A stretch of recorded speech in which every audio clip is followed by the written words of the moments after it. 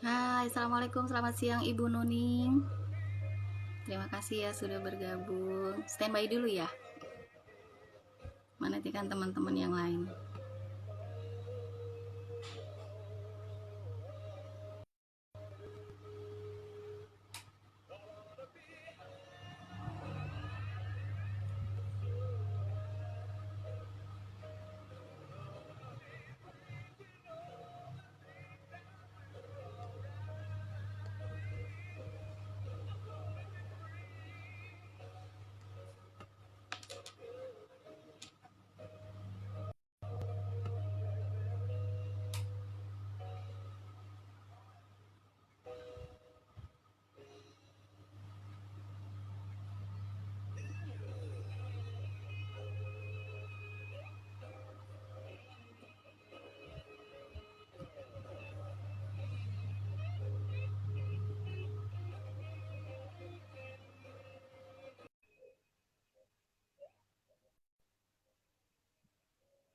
Assalamualaikum. Saya mengundang narasumber dulu, Kang Ari Warsodudi, sudah siap?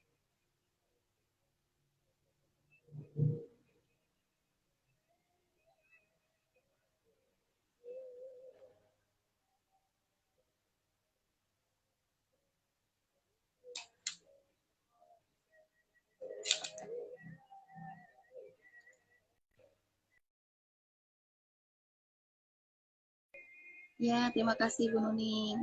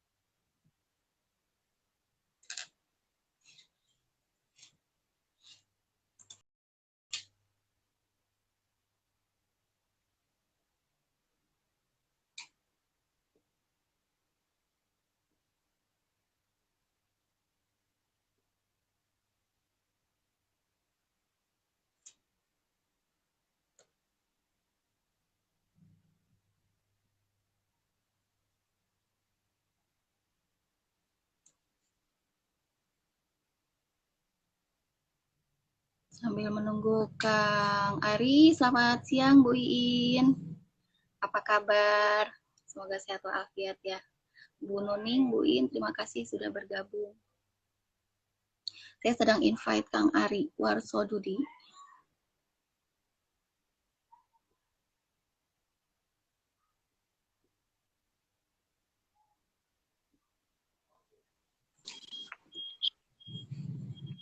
Assalamualaikum.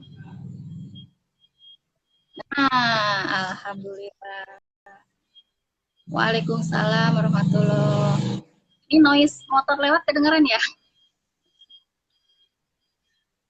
Motor kelewat kalau dengaran. Mudah-mudahan nih jaringannya lancar. Oke, ada teman-teman yang sudah bergabung. Ibu Nias Argani, Pak Ahmad Suprianto, terima kasih sudah bergabung. Kita mulai ya Kang Haji. Saya panggil Kang Haji. Baik, terima kasih. Assalamualaikum warahmatullahi wabarakatuh. Alhamdulillah siang hari ini saya Uta Mirga menemani kalian dalam acara Mirga and Friends di episode kedua kali ini di bulan Ramadan. Mudah-mudahan sih bisa berkelanjutan ya. Alhamdulillah Kang Ari sudah berkenan untuk hadir di siang hari ini. Tentu work from home ya Kang Ari. Ya, saya dari rumah. Terima kasih juga sudah diundang. Di mana Kang Ari, di Bandung atau di Jakarta? Saya di Bandung sekarang. Saya di Bandung. Di mana, maaf? Bandung, di ya. Daerah Terusan Jakarta. Terusan Jakarta, oke.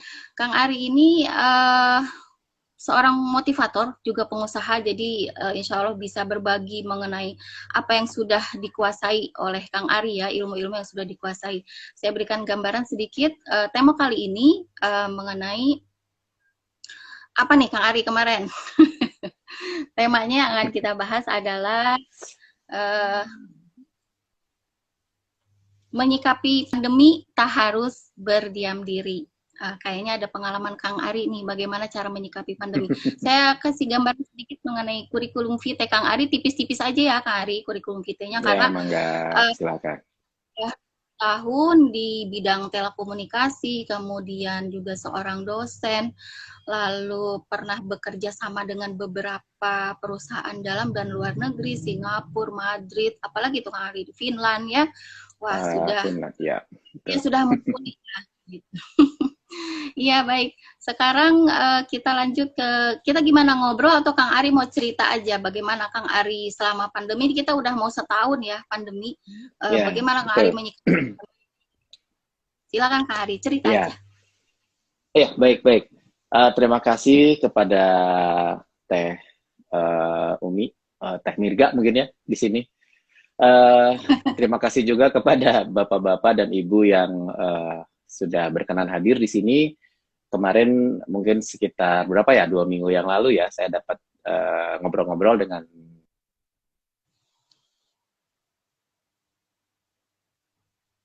enggak. Mungkin kita di sini lebih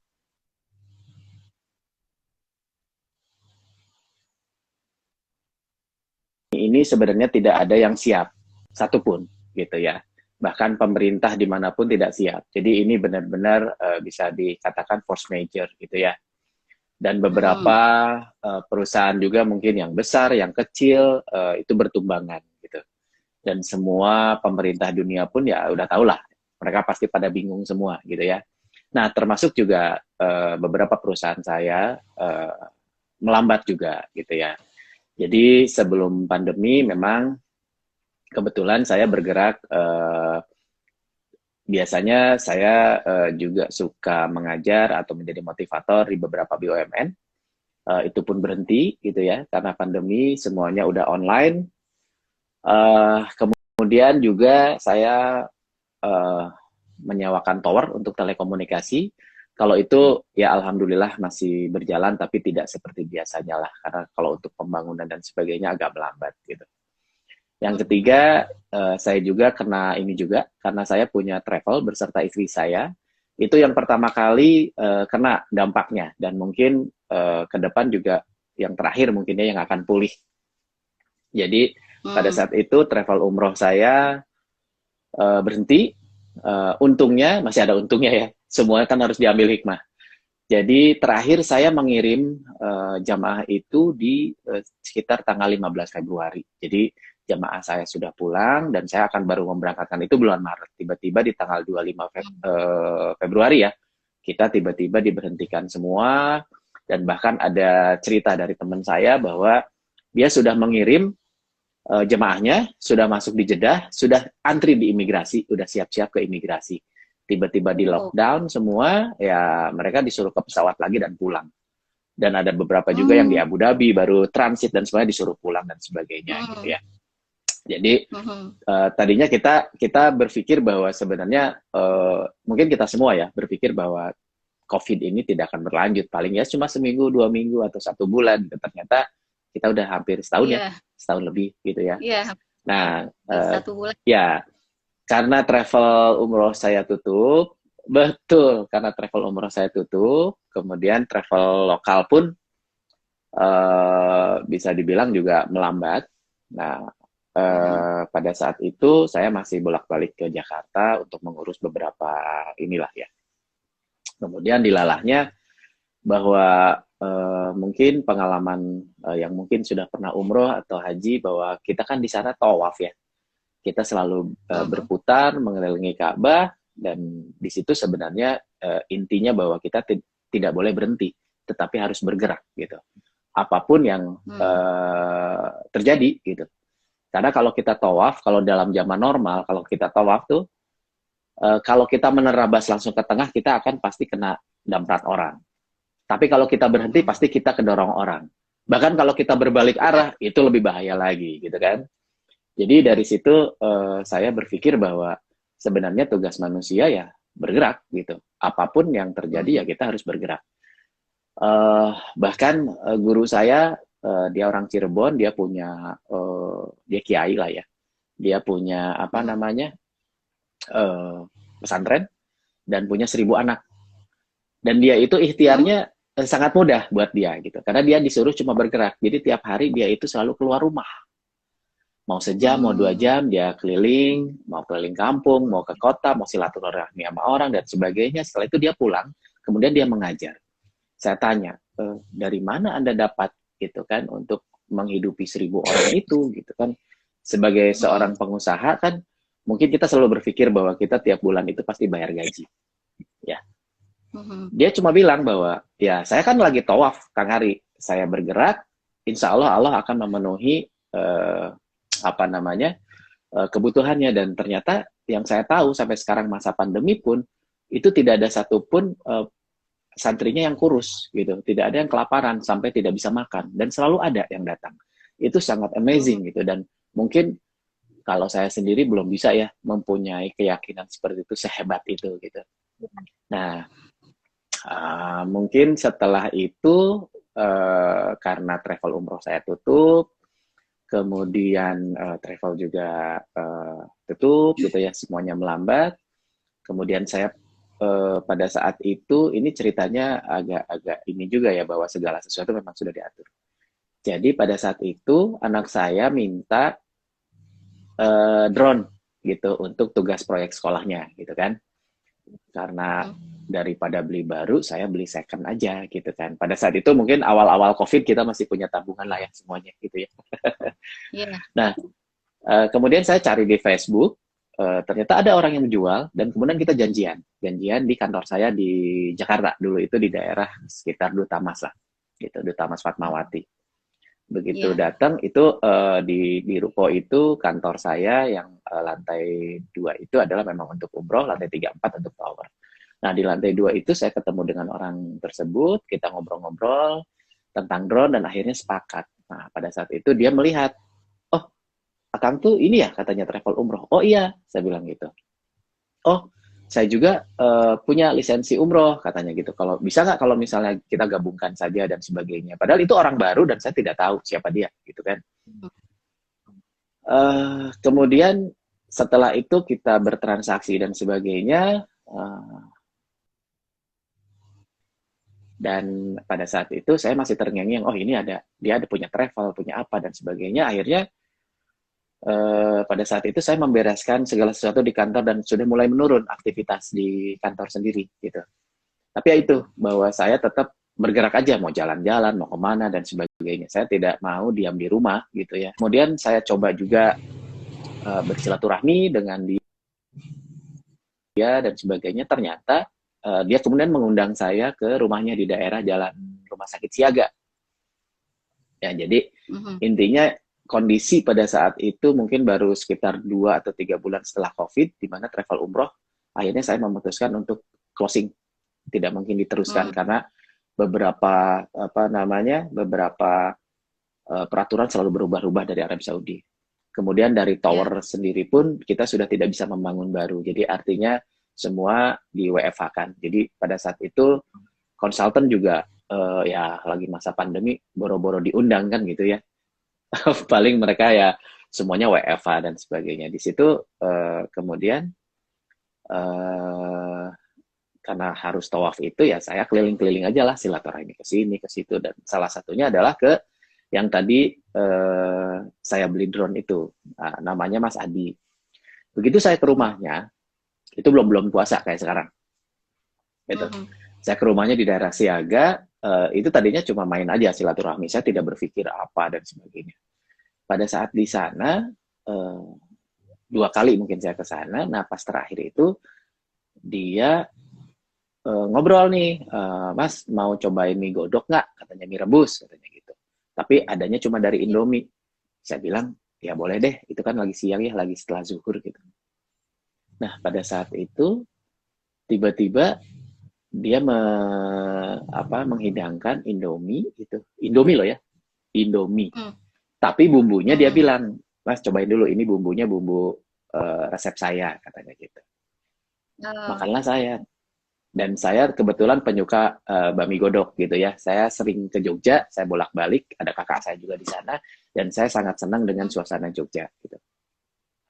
Bahkan kemarin Teh Umi juga udah ngajakin saya ngarang tentang dari lagu ya, meskipun belum selesai, tidak selesai. Itu Mudah-mudahan mungkin. nanti episode ya. Ya, nah saat itu saya kaget gitu pada saat saya makan, kok ini enak banget gitu kan. Terus saya tanya, Hmm. ini Indomie beneran? Iya katanya, tapi bumbunya adalah bumbu dari keraton. Wah, saya makin curious kan di situ gitu. Kok bisa? Saya Iya. bilang gitu. Emang Anda tuh siapa gitu kan? Itu kira-kira lah Ya. jawabannya. Memang keluarga keraton ya gitu kan. Terus dia Hmm. bilang bahwa dia itu masih cucunya Hamengkubuwono VII dan dia itu ternyata spesialis, dia itu senang masak gitu ya. Jadi Spesialis. masaknya itu mulai dari mie godok, nasi godok, kemudian juga minum-minuman. Jadi kayak Hmm. jahe rempah, wedang uwu dan sebagainya. Dan dia kasih ke saya contoh kalau nggak salah itu dulu jahe rempah, tapi tolong aja nanti diseduhnya di rumah aja karena dia masih berbentuk yang sudah Hmm. dikeringkan gitu kan. Ya. Nah, disitulah saya mulai tertarik gitu kan. Wah, ini travel saya lagi berhenti gitu kan. Kemudian ya yang lain juga melambat gitu. Cuma kan pada saat itu lockdown lagi ini ya, lagi kencang-kencangnya gitu kan. Dan begitu saya lihat juga bahwa ternyata banyak warung-warung atau restoran yang tutup, mall yang collapse dan sebagainya gitu. Nah, pada saat itu saya Ya. cuma berpikir bahwa kira-kira apa ya yang bisa membuat usaha untuk hari-hari kita bisa untuk dapur dan sebagainya.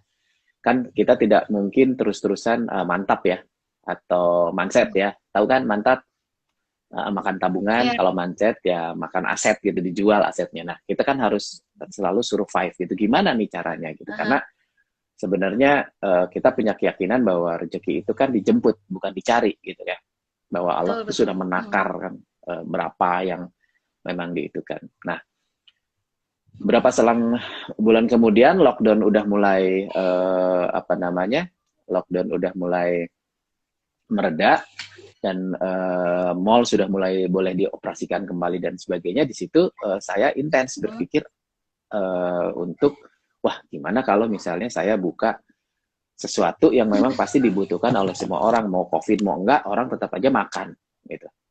Iya, Apalagi kalau sekarang orang kan lebih banyak pakai apa namanya, boleh nyebut merek, GoFood atau diantar atau Grab atau boleh apapun lah. gitu ya. Jadi saya berpikir Iya. bahwa wah kayaknya ini makanan lumayan juga. Padahal saya tidak punya sama sekali background di makanan atau di kafe. Ya, Karena ya. saya masih terngiang-ngiang rasa rasa ininya gitu, rasa mie-nya gitu kan sangat istimewa menurut saya ya gitu. Dan mie-nya itu tanpa sayur gitu. Oh. Pernah saya tanya, Hmm. nanti mungkin ada ceritanya, kenapa tidak pakai sayur? Ya. Nah, setelah itu kita intens saja bertemu gitu, intens bertemu dan akhirnya dia memberikan semacam resep dan sebagainya. Akhirnya saya lihat, saya kembangkan bisnis dan sebagainya. Saya bikin satu karena saya konsultan gitu kan. Jadi saya tergerak gitu, saya tergerak dan bergerak untuk membuat semacam proposal bisnis kecil-kecil lah gitu ya. Hmm. Tapi saya punya mimpi bahwa nanti suatu saat angkringan yang kita bikin itu akan menjadi sebesar mungkin ya seperti Ismaya Group atau misalnya seperti warung abnormal atau apapun. Mereka bisa, kenapa kita enggak gitu. Ya. Intinya begitu. Nah, setelah Hmm. itu kita kontak-kontakan. Nah, pada saat itu ada satu lagi nih. Karena sudah mantap dan mindset kan, pasti di Hmm. COVID kita sama-sama lah bahwa terbatas nih modalnya gitu kan. Saya berpikir ini gimana lagi gitu kan. Sedangkan kita kalau buka tempat mahal dan sebagainya. Ya. Kemudian saya coba hubungi beberapa sahabat gitu. Hmm. Ternyata alhamdulillah saya ketemu sahabat saya, sahabat SMA. Nah, disitulah mungkin ya bahwa silaturahmi itu sangat-sangat penting gitu ya, bahwa kalau di manajemen sebenarnya manajemen modern dikatakan bahwa network is everything gitu. Waktu zaman Hmm. dulu Rasul mengatakan bahwa kalau misalnya ingin panjang rezekinya, luas rezekinya, peliharalah dan ini kejadian gitu. Nah, akhirnya saya ketemu dengan teman SMA, ngobrol, ternyata sama-sama lah saya penikmat kuliner, dia juga penikmat kuliner gitu. Dan kulinernya itu memang kuliner yang tradisional ya, gitu. Mungkin sampai di sini dulu. Ada ini dari Taumi atau mau saya teruskan? Sebentar, kita menyapa dulu teman-teman ya di sini yang sudah bergabung, mungkin beberapa ada yang sudah meninggalkan lokasi. Ada Teh Will Fardo. Hai Mama, terima kasih sudah bergabung. Kemudian Mbak Desir, Arif Budiman, Kang Arif, halo selamat siang. Teh Mizah Rahmani, nah ini Teh Mizah nih, sahabat kita. Terima kasih sudah bergabung. Nanti boleh ya Kang Ari di sela-sela acara, teman-teman kalau ada yang mau bertanya ya, boleh tanya, nanti kita akan ada tanya jawab. Kemudian ada Mbak Friska Beta, selamat siang. Mbak Dina Andini, mungkin ada beberapa di antaranya teman Kang Ari nih. Kemudian Teh Ike Mulyawati, selamat siang. Teh Rizda, nah Teh Rizda atau kok saja di belepotan. Teh Rizda Martini, aduh hatur nuhun Teteh sudah bergabung. Kemudian Teh Dini Kinoy, Outrek Jersey, Rafiq Al-Ghazali, terima kasih ya semuanya sudah bergabung. Silakan Kang Ari mau dilanjut lagi, nih seru banget nih. Ada beberapa statement Kang Ari yang jadi poin atau buat saya sih agak jelek juga ya, bahwa pandemi oke, kita hadapi pandemi, kemudian kita sikapi pandemi, tapi tak harus berdiam diri. Itu dengan kata tawaf tadi. Kalau kita diam, kedorong sama yang belakang ya. Kalau kita ini jalur ya, intinya bahwa kita memang harus terus bergerak. Dan terbukti bahwa Kang Ari tiba-tiba dipertemukan dengan seseorang yang justru itu menjadi cikal bakal berdirinya angkringan ya. Nah, ada satu pertanyaan nih buat saya. Sebelumnya sih jadi penasaran, Kang Ari itu kan orang Sunda ya. Sebelum saya menyimak cerita Kang Ari gitu, Kang Ari orang Sunda tapi kenapa membuka angkringan gitu kan? Tapi tadi udah terjawab ya. Mungkin bisa juga sih Kang Ari, selain memang jalannya sudah begitu, nah mengapa sih angkringan menjadi daya pikat Kang Ari, selain memang Kang Ari itu suka mie dan suka makanan Jawa gitu. Gimana Kang Ari, boleh cerita?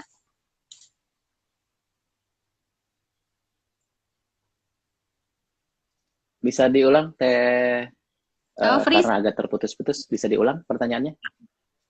pertanyaannya tadi, sebelumnya sih saya penasaran kenapa Kang Ari memilih bisnis angkringan ini, sementara Kang Ari kan orang Sunda.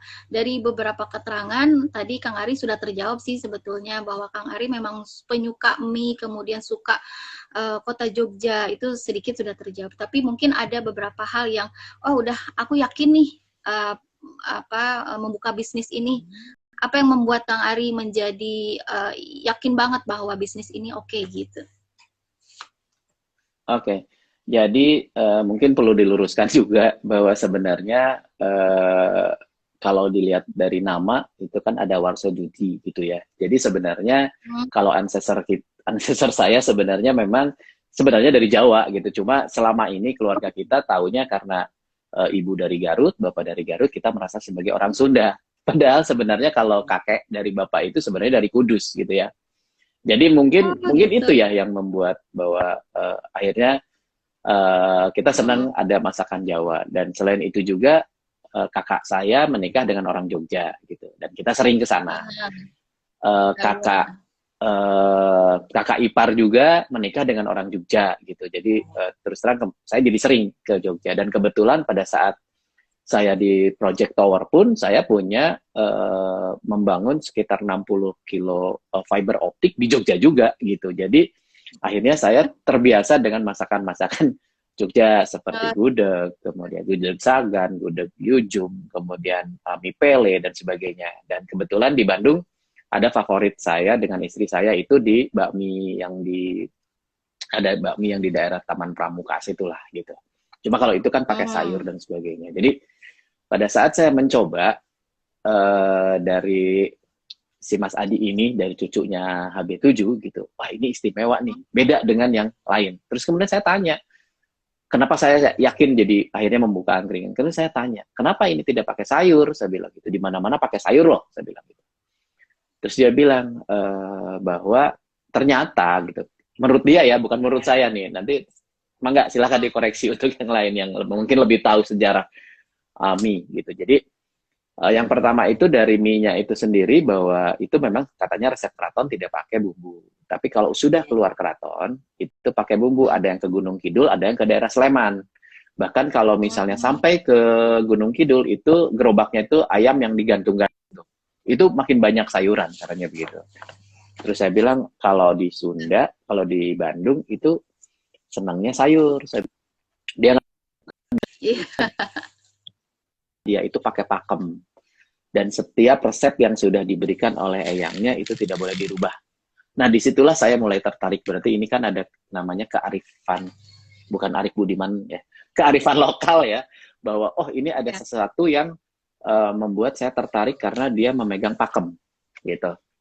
Akhirnya kemudian saya juga coba jahenya, ternyata jahenya yang biasanya sase, saya tidak terlalu suka jahe tadinya, tapi sekarang saya suka sekali gitu. Jahe rempah, kemudian ada es teh tubruk, ada es teh kampul, kalau kita mungkin lemon tea ya. Dan juga beberapa kita coba juga kopi-kopi yang memang tradisional, bukan yang seperti Starbucks dan sebagainya gitu. Nah, disitulah saya mulai mencoba terus gitu. Sebelum saya buka itu saya coba dulu gitu. Ya lumayan juga kan, sambil makan, sambil nyoba gitu kan. Nah, disitulah saya melihat bahwa karena saya sering kangen Jogja juga, seperti kakak saya, mungkin ada juga di sini, Mama Kinoy. Akhirnya kita, saya bilang ke Mas Adi itu, oke, boleh deh sambil kita nunggu pandemi berlalu dan sebagainya. Saya bilang sebelum bisnis saya kembali normal dan sebagainya, kita coba yuk untuk membuka, karena ada aturan yang COVID juga yang sudah mulai agak terbuka gitu, bahwa boleh membuka restoran tapi tidak boleh banyak dan sebagainya gitu kan. Nah, pada saat saya buka, sebelum saya buka itu, kemudian saya konsep dulu bahwa saya ingin bahwa itu harus benar-benar bernuansa Jogja. Saya tidak mau angkringan-angkringan yang biasa saja. Karena angkringan itu kan katanya dimulai tahun 50 gitu ya. Sate-satean dan sebagainya. Kemudian saya tambahin anglo, mie anglo, nasi anglo dan sebagainya. Karena saya paling, anglo tuh pasti berbeda lah. Kita makan mie biasa dengan mie anglo pasti beda, harumnya dan sebagainya. Saya bilang Mas Adi bahwa saya maunya seperti itu. Akhirnya kita berdiskusi.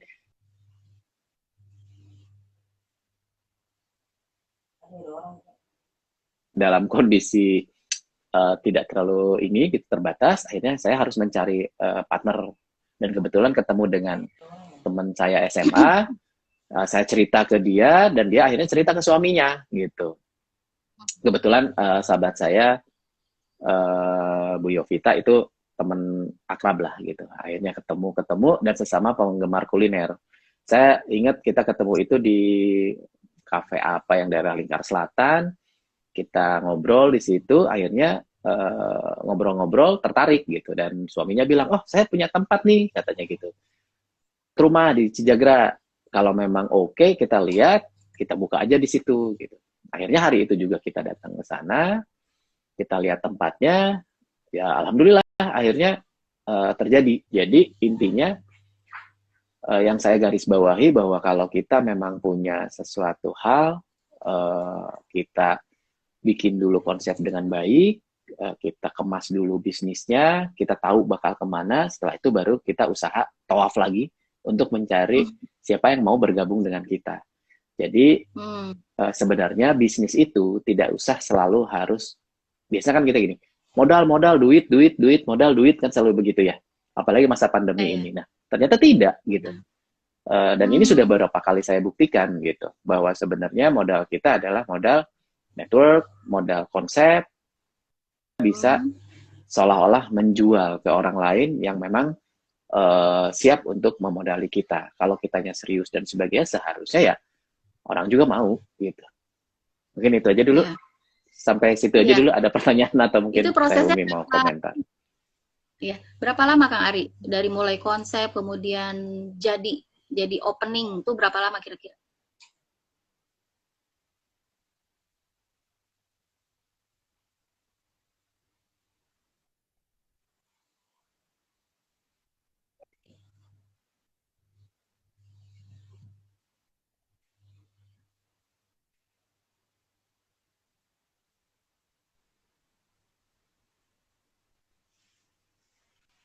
Halo? Jadi mungkin yang Kayaknya agak lo. lama kemarin itu adalah enak gitu ya. Jadi ada beberapa tawaran juga, ada di Bekasi, ada di mana dan sebagainya. Tapi ya kemarin kita lihat, jadi yang pertama kali sebenarnya bukan yang di Cijagra ini yang kita buka. Yang kita buka yang pertama, unit pertama ada di Majalaya sebenarnya. Itu saya menempati rumah kakak saya dulu. Nah, disitulah sebenarnya saya banyak mencoba makanan, mencoba jahe dan sebagainya. Jadi kebetulan kakak saya pertama punya rumah di sana gitu kan. Halamannya luas, saya coba dekat rumah sakit EBA dan ternyata positif di sana gitu. Meskipun orang Sunda ternyata mereka pada suka dengan mereka ngomongnya ini jahe bandrek, padahal kan sebenarnya bukan gitu kan. Tapi akhirnya kita kenalin. Awalnya dari situ dulu. Gitu. Dari Bedanya Majalaya jadi. dulu saya buka. Ya beda, ya berbeda lah dari rasa jahe dan sebagainya, dan jahe kita bukan sase gitu ya.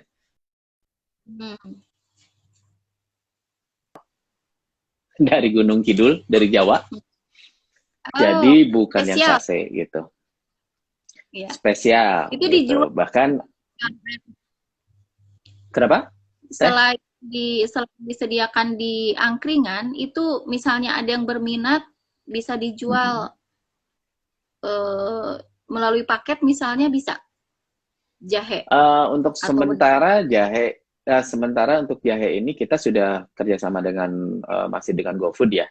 Jadi kalau misalnya ada yang tidak bisa ke angkringan karena COVID atau apa itu bisa kita sudah super seller alhamdulillah untuk GoFood. Nah untuk jahe sendiri kita memang karena apa namanya langsung bukan sachet jadi ya memang lebih baik di sini, dan kita memakai jahe yang siap langsung minum pakai packaging yang gitu, dan jahe itu mungkin bisa bertahan sampai 3 hari ya gitu. Jadi untuk yang jauh-jauh kalau misalnya memang bisa pakai one day service ya kita bisa saja gitu karena masih bisa gitu. Nah dari situlah setelah di Majalaya sekitar 1 atau 2 bulan barulah kita menginjak lari ke Cijagra. Cuma kalau di Cijagra kita sudah tambah dengan makanan gitu karena memang secara geografis di kota gitu ya Bandung gitu. Kalau di Majalaya kita masih coba untuk mengenalkan dulu jahenya. Tapi kalau di Bandung itu sudah dengan anglonya. Dan persiapan kita itu mungkin sebulan untuk renovasi tempat dan sebagainya. Dan kalau misalnya ada yang pernah ke sana atau sudah lihat ada di YouTube juga sebenarnya silakan di Angkringan Godong Gedang bisa dilihat itu nama suasananya akun YouTube Gedang ya. ya Angkringan Godong Gedang jadi pakai H ya. Iya. Jadi ya, artinya itu Godong Gedang itu apa? Daun pisang, daun cau kalau kata Sunda. Bukan gedang daun pepaya. cau. Iya iya. Ini godong gedang, gedangnya gedang bahasa Jawa ya, Godhong. gedang. Jadi Ya, pakai H jadi Godhong Gedang gitu. Nama angkringannya yang di Cijagra itu berarti ya angkringan Godong Gedang namanya. Semuanya sama. Semuanya sama. Jadi di Majalaya juga sama, Angkringan Godong Gedang, cuma mungkin di sana unit 1, yang di sini unit 2 gitu. Semoga nanti Sama bisa semua. dibuka di unit lain ya. Amin, amin. Rencananya begitu, Pengusaha Godong Gedang nih sekarang ya, Kang Ari. Cijagra nomor berapa, Kang Ari? Angkringannya. Jalan Cijagra nomor 51. Cijagra nomor 51. Jadi kalau Bandung, kalau dari arah Buah Batu setelah masjidnya Pak Atian Ali kalau tidak salah. Tapi kalau dari bypass dari Batu Nunggal ada SPBU tinggal masuk. Di situ ada Manjabal, nah itu seberangnya di sebelah kanan. Iya ya. Nih teman-teman yang di Bandung yang sudah pernah boleh diceritain bagaimana rasanya atau enaknya mie godong gedang ini angkringannya Kang Ari. Kemudian ada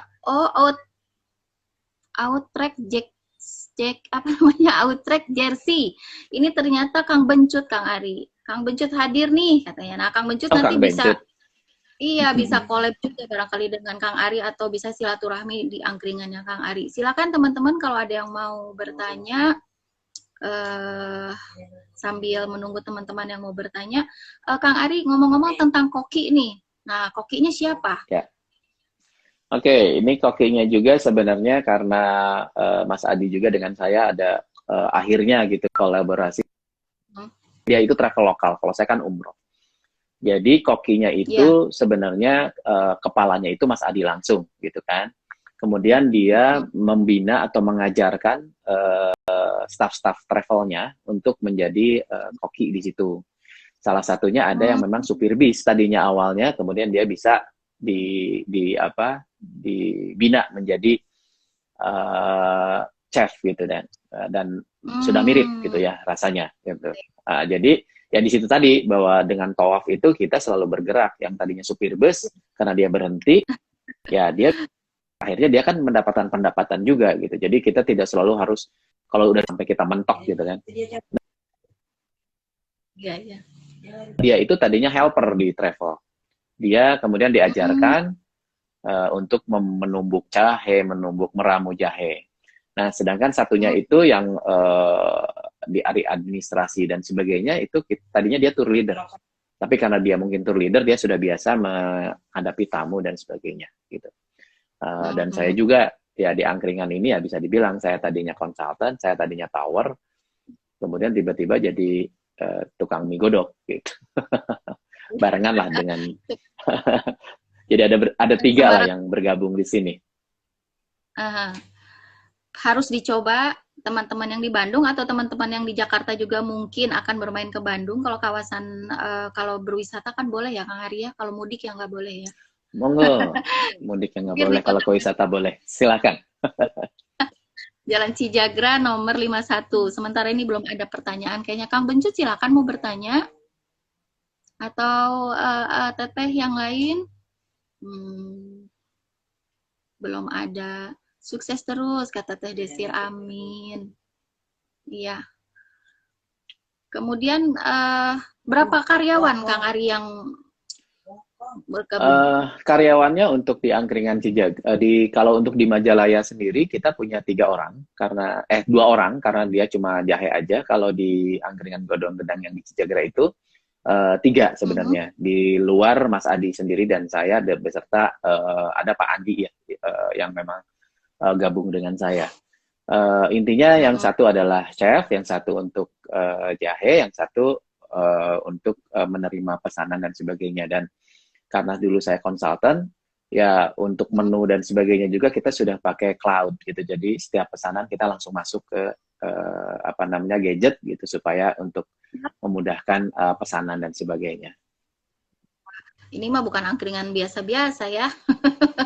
Sudah mengikuti teknologi. Ya, jadi memang kalau di sana semuanya itu impor ya. Jadi untuk mempertahankan rasa Jawa karena mereka punya pakem sendiri gitu. Saya ini pernah cerita juga pada saat buka itu kita minta izin dulu ke yang punya resep.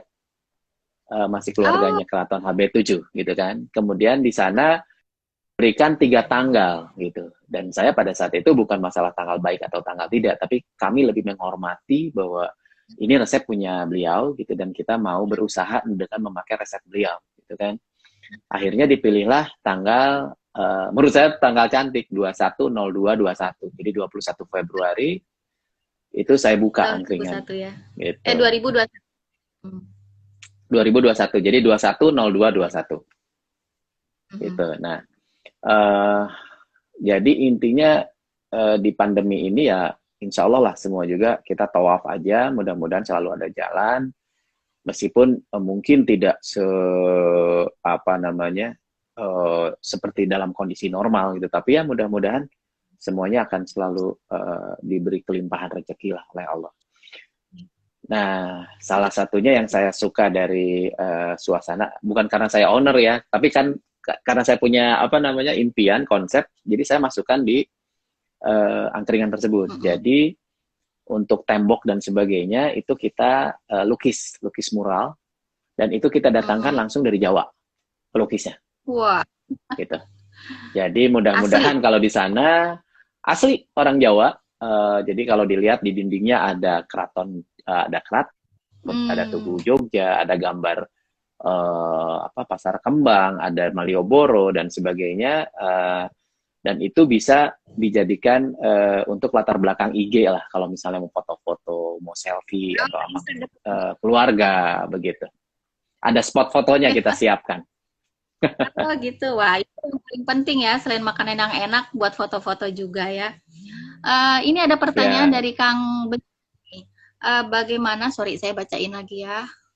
Ya. Bentar. Kang Ari, masa pandemi gini untuk meningkatkan penjualan gimana caranya selain lewat GoFood? Oke, jadi untuk meningkatkan penjualan sebenarnya ada beberapa step yang kita lakukan, dan step pertama pada saat kita buka yang saya lakukan adalah memakai network teman, kemudian saudara dan sebagainya untuk mencoba. Di bulan pertama itu yang kita lakukan adalah percobaan rasa, karena bagaimanapun namanya angkringan, namanya sate atau joglo anglo itu pasti kadang-kadang rasanya masih berubah dan sebagainya. Nah, disitulah perlunya kita teman dan saudara yang memberikan kita masukan bahwa ini kurang itu dan sebagainya, tapi tetap pakem resepnya ada di situ. Dan alhamdulillah dalam sebulan itu ya kita dapat masukan yang sangat banyak.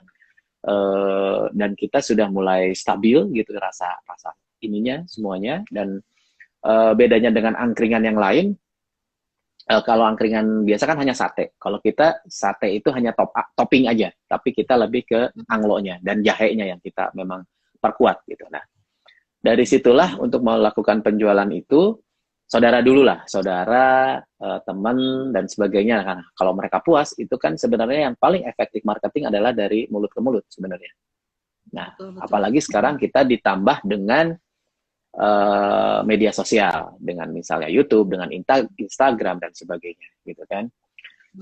Jadi selain itu juga kita siapkan GoFood, dan alhamdulillah waktu kita memang awal dari Jakarta dulu kita udah super seller, dan jadi masuk ke sini sudah super seller. Jadi sehingga memudahkan kita untuk kalau di search angkringan yang muncul kita dulu, itu mungkin yang kita bisa lakukan gitu. Tapi intinya bahwa dari teman, dari saudara itulah sebenarnya kunci keberhasilan kita, karena kalau makanan itu kan rasa ya. Kalau rasanya orang sudah suka, kemudian suasananya juga bisa Jogja banget, karena selain rasa makanan, kita memakai alat makan itu khas Jogja, pakai loreng, kemudian pakai kalau di GoFood itu pakai besek dan sebagainya. Jadi kita benar-benar tradisional. Dan kalau Anda ke sana setelah maghrib, ada suasananya, ada lagu Jawa, lagu apa dan sebagainya, sehingga suasananya mendukung lah. Bisa kongko atau angkringannya nangkring gitu ya, nangkring lama ya dipersilahkan sambil nangkring di depan gerobak gitu. Jadi ada juga meja, ada anglo. Jadi sambil nunggu anglo, mau ngambil sate juga sambil makan ya mangga, dipersilahkan. Tapi kalau di bulan puasa itu ya sekarang kita hanya buka dimulai 4:30 ya sampai malam. Dan pada saat sebelum buka kita tidak menerima dine-in, hanya take away. Jadi jangan coba-coba duduk di depan gerobak dan ngambil sate sebelum adzan maghrib, sayang puasanya. Tapi boleh itu dulu nggak Kang? Boleh reservasi dulu nggak Kang? Bukanya di situ, tapi jam 5 udah nongkrong di situ boleh? Boleh. Sangat bisa. Bisa WA saya atau bisa ke ada WA-nya juga, boleh. Jadi pada saat ke sana kita sudah siap gitu ya. Ada juga sama namanya angkringan Godhong Gedang sama. Sama semua namanya. Ini ada testimoni dari Teh Dini Kinoy, testimoni jahenya enak, sateannya juga. Wah, testimoninya yang bikin alhamdulillah. Ke Bandung nih Kang Ari. Nanti insya Allah ya kalau Lebaran saya ke Bandung, insya Allah bisa mampir ke sana. Mudah-mudahan Lebarannya sudah buka. Karena kan semuanya orang Jawa, jadi pasti mereka akan mudik sebelum waktu mudik mereka akan berwisata ke Jawa, sebelum dilarang oleh pemerintah gitu. Betul, betul. Berarti saya harus lebih lama lagi nanti liburan di Bandung ya. Ini ada pertanyaan juga dari Teh Wilda. Untuk pemula, sebaiknya apa yang perlu dilakukan dengan modal sedikit? Untuk Oke, bisnis apa jadi nih ya? ya intinya kalau memilih bisnis ya kita harus tahu dulu sebenarnya ujungnya mau apa gitu. Kita misalnya let's say lah mau jualan intinya gini, dalam ilmu marketing itu kita itu jangan menjual produk sebenarnya, tapi menjual kebutuhan orang. Nah, pada saat saya menjual angkringan, sebenarnya saya tidak menjual produknya, tidak menjual satenya, saya tidak menjual bakmi godoknya, saya tidak menjual nasi godoknya yang, wah ini bakal begini, enggak. Tapi saya lebih menjual bahwa ini ada angkringan Jogja, tapi di Bandung, gitu. Sehingga untuk, apa namanya, untuk memenuhi rasa kangen orang-orang yang sering ke Jogja, gitu. Yang saya jual itu, bukan produknya, gitu. Jadi misalnya seperti McD atau seperti Kentucky lah waktu kita zaman kecil. Kita ke McD kan bukan buat ayamnya, tapi bukan untuk mainannya. Jadi ingin suasananya, atmosfernya, gitu kan. Nah, setelah orang datang, barulah kita jual. Kenapa ini produknya ini bagus gitu atau apa? Karena ini adalah resep keraton. Yang dijual adalah value itunya. Sehingga pada saat orang merasa, oh iya bener, kok jahenya enak tadi. Alhamdulillah mantap misalnya, atau satenya begini, begitu, begini, gitu. Jadi intinya, misalnya kita mau jualan, saya cerita dulu mungkin ya boleh. Hasil oleh-oleh saya dulu jadi motivator. Boleh banget. Jadi ada cerita nih, ada 3 orang anak, mungkin sudah pernah dengar bahwa ada 1 orang disuruh bapaknya untuk menjual sisir, gitu. 3 orang anak itu, 1 ke pasar, 1 ke sekolahan, 1 lagi disuruh ke biara, gitu. Nah, kita tahu bahwa di biara itu kan kalau biksu tidak ada rambutnya kan, gitu. Nah, kemudian yang di pasar ternyata dia menjual produknya itu produk seperti itu aja, banyak saingan dan sebagainya, dan hasilnya juga tidak bagus, itu biasa saja karena place-nya di situ, ininya di situ. Yang satu ke sekolahan juga mungkin mereka tidak terlalu, orang yang disuruh ke biksu cerdik gitu. Pada saat dia datang, dia tadinya mau menjual ke biksunya, kan nggak mungkin, orang biksu kan tidak ada rambutnya, gitu. Nggak mungkin dong dia otak. Ini banyak orang-orang yang datang untuk berdoa dan apa? Mungkin di sana mencari barokah lah, untuk berdoa di situ. Akhirnya dia temuilah si biksu itu. Biksu, boleh nggak saya ikutan gitu kan? Kalau ada yang datang, saya titip apa namanya sisir harganya misalnya sekian. Nah kalau mereka ngasih apa ngasih sumbangan, nah sisir ini tolonglah dibikin menjadi berapa rupiah gitu.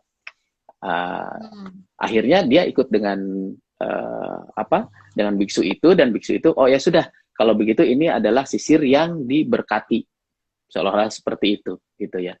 Jadi akhirnya setiap orang yang datang, dia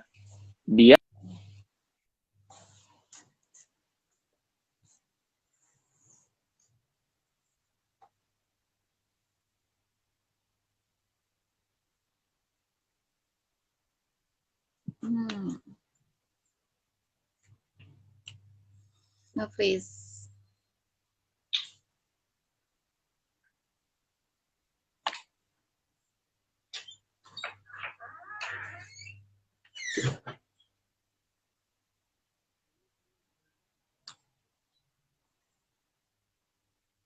Wah, Kang Arinya keluar, mungkin jaringan internetnya, sinyalnya kurang bagus. Nanti saya invite lagi. Teman-teman, tunggu sebentar ya.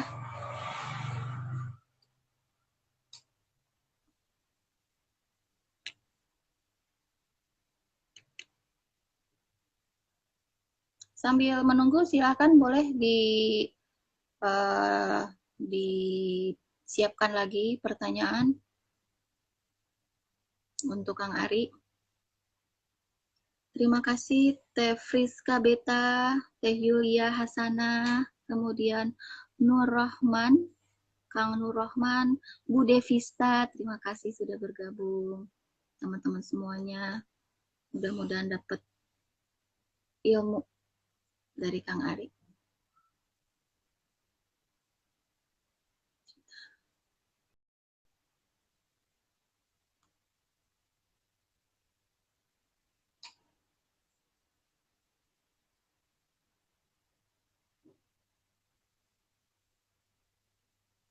Oke, Kang Ari sudah diundang, kita tinggal menantikan Kang Ari untuk bergabung lagi.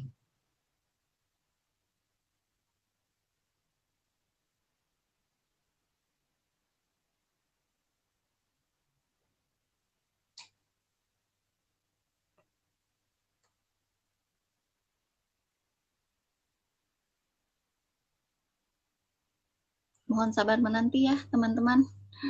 Sinyal barangkali kurang bagus.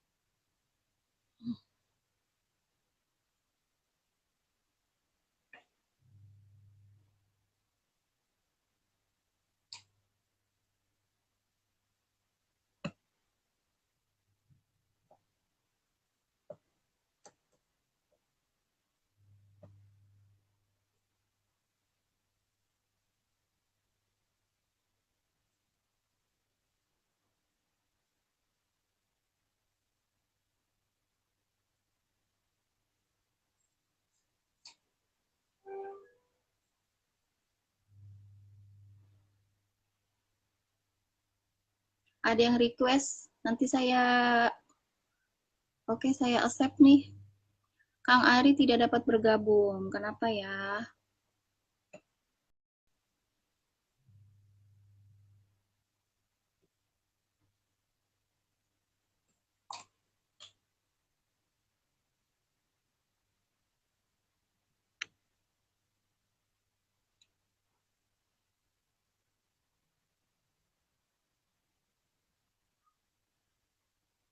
Mungkin baterainya habis.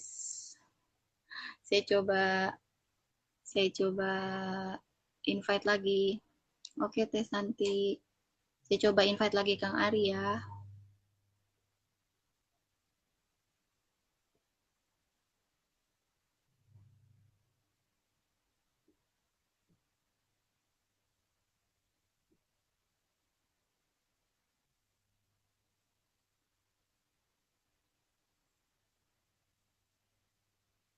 Seandainya Kang Ari tidak bisa bergabung, mudah-mudahan bisa dilanjut di sesi berikutnya ya. Mohon maaf teman-teman.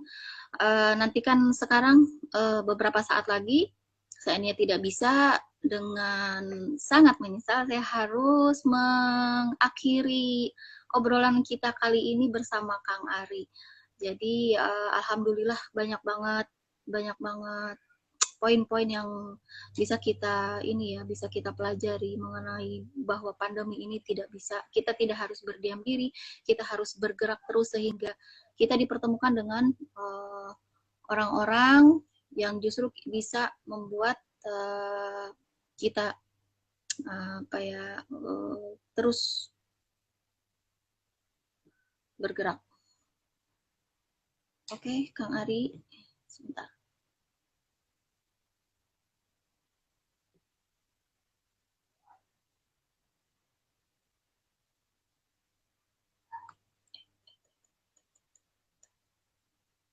Saya coba lagi ya. Semoga Kang Ari bisa closing statement bersama kita karena perjumpaan kita sudah hampir 1 jam. Mudah-mudahan nanti Kang Ari bisa berbagi lagi ilmunya bersama kita. Ya, kita tunggu.